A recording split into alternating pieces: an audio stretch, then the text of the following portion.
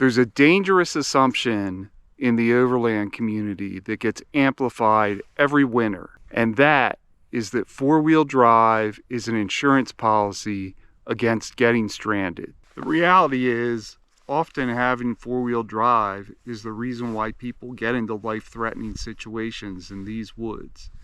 If you think that flipping a switch in your cab is going to make you invincible on unmaintained forest roads, at best you're risking a big recovery bill, and at worst, you're risking a very long, cold night in the middle of the forest.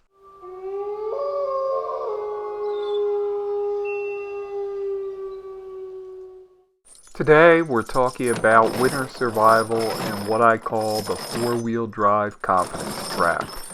I'm out here in the state forest because I wanted to test the rig, but also because this is the time of year when no winter maintenance signs actually mean something.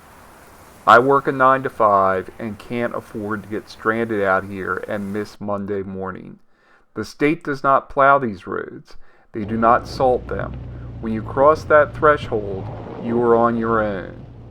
We see a lot of builds online that look ready for the Arctic, but when the rubber meets the mid-Atlantic freeze-thaw cycle, the math changes. We're going to break down 3 major reality checks you need to survive winter overlanding here. 1. The physics of propulsion versus traction. 2. The gear reality. And 3. The preparation gap. If you're overlanding in this region, you need to understand why your vehicle's capability might actually be your biggest liability if you don't respect the conditions. Alright, let's talk about the biggest misunderstanding with four-wheel drive. People think it gives them more traction. It doesn't. Traction is grip, how well your tires stick to the ground. That's about your tires and the surface. Four-wheel drive doesn't change that equation. What four-wheel drive does is put power to all 4 wheels instead of just 2. That helps you climb. Now I know what you're thinking. If I have power to all wheels, I have more control. Not exactly.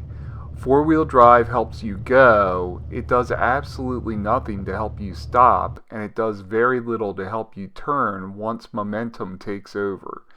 We call it all-wheel drive, but in a panic situation on a slick descent, it becomes all-wheel slide. In the mid-Atlantic, this gets even worse because of what I call the elevation trap. I've made this mistake myself. You start in the valley, it's 38 degrees, raining, roads are just wet. You feel good, you air down and head up the mountain. But you're losing 3 to 5 degrees for every 1,000 feet you climb. By the time you hit the ridgeline at 2,500 feet, that rain is ice. The ground is frozen solid. You're now on a shelf road that's basically a bobsled run. Here's the danger. The valley gave you false confidence. You climbed 5 miles into the forest easily because you had propulsion. But now you have to come down, and gravity doesn't care about your locking differentials. So how do you fix this physics problem? You don't do it with more horsepower. You do it with mechanical grip.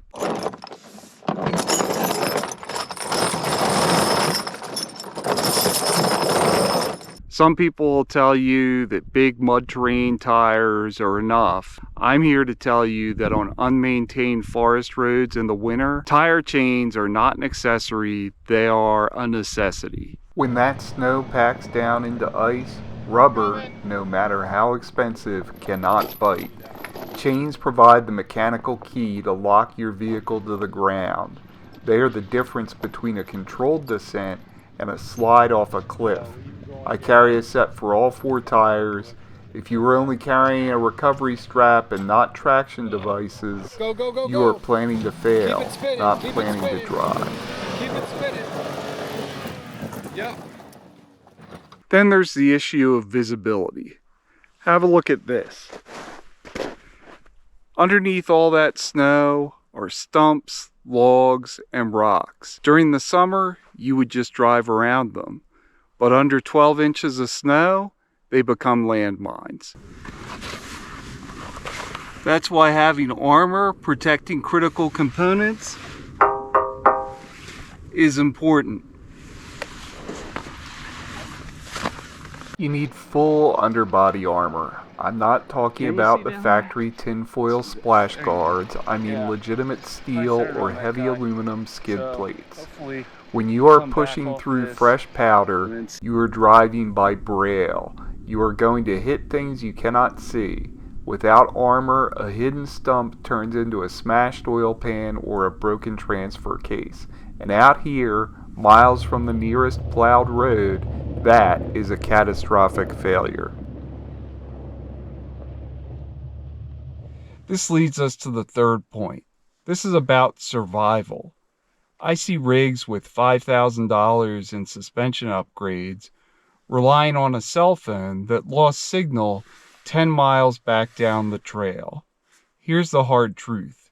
If you slide off a shelf road out here or bust your oil pan, hiking out is just plain dangerous. Hypothermia sets in fast.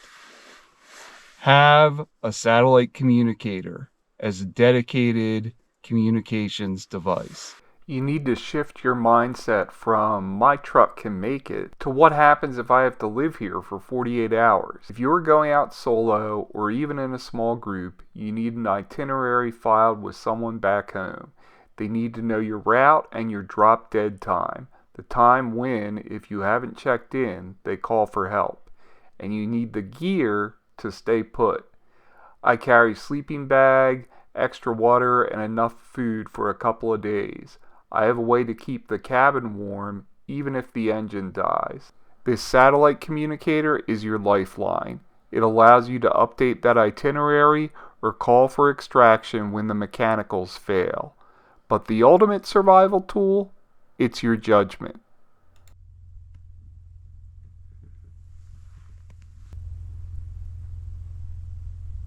We have this culture of sending it, of pushing through. But the best overlanders know when to wave off. There's no shame in turning around if the snow gets too deep, if the ice gets too slick, if the elevation change is too much for the conditions, or you just have a bad feeling. Just head back. The goal isn't to conquer the trail. The goal is to get home. So here's the bottom line. It feels good to have my truck back. It feels good to be back out here. But I respect the conditions. Four-wheel drive is an incredible tool. I use it. I rely on it. But it's not a magic wand. It can't overcome the laws of physics. You need to have the right gear, armor and chains. You need to have the right comms. And most importantly, you need to have the right mindset to know when it's too dangerous and it's time to turn around. I've put together a full winter overlanding checklist. Chains, comms, survival gear, the whole breakdown. It's on moodsofoverland.com, link in the description. Go grab it, print it, check it off before your next trip. Hey, if you found this video useful, do me a favor, hit the like button and subscribe to the channel. It tells the algorithm that real world safety is more important than showroom flex videos. And tell me in the comments, have you ever had to spend an unplanned night in the forest? Do you use chains? What's your opinion on winter survival tactics? Am I right? Am I wrong? Let's have a discussion, and I'll catch you on the next one.